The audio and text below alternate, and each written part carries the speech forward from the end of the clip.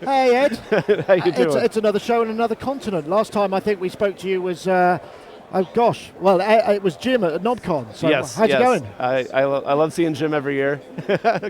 Good. This is my second time at Machina Bristronica.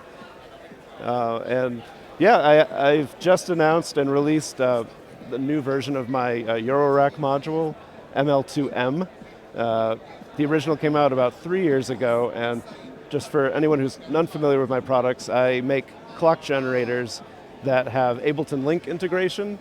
So Ableton Live, Bitwig Studio, iOS music apps can all sync up with your hardware without having to patch any cables. Oh, it's Wi-Fi, so it uses Wi-Fi. Correct, so it's Wi-Fi, and so it can either join a Wi-Fi network or it can actually create a Wi-Fi network. So a place like this, I don't have any reliable Wi-Fi, so actually the ML2 here, you can see the Wi-Fi light is kind of pulsing. That means it's in access point mode. So it's made a network.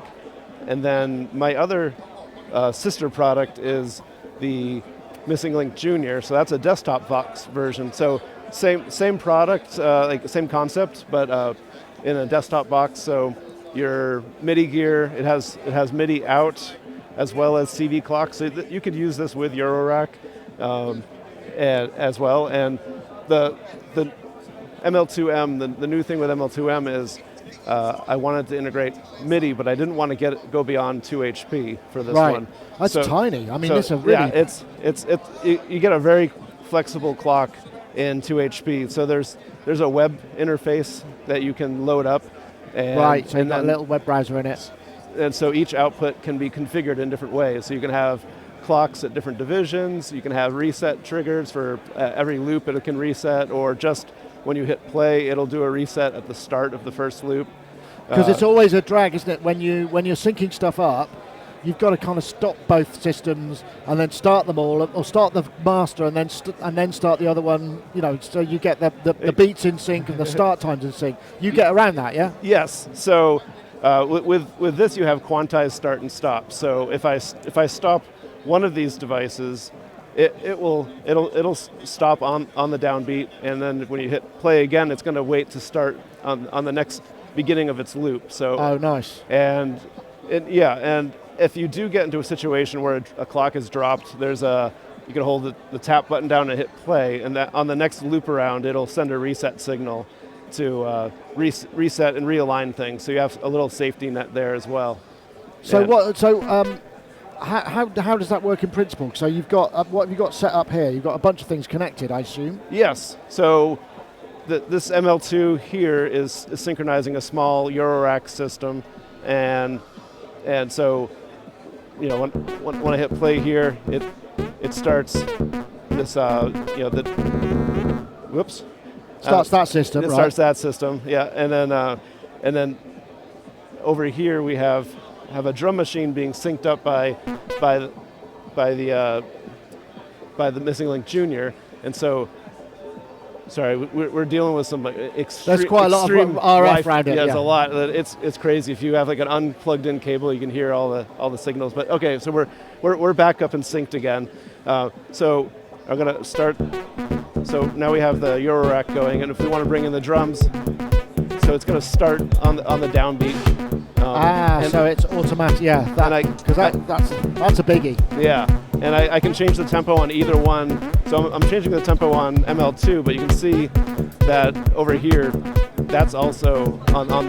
So wirelessly, they're staying synced up and staying in time. I noticed that was going up in BPM increments. Does it do tenths of as well?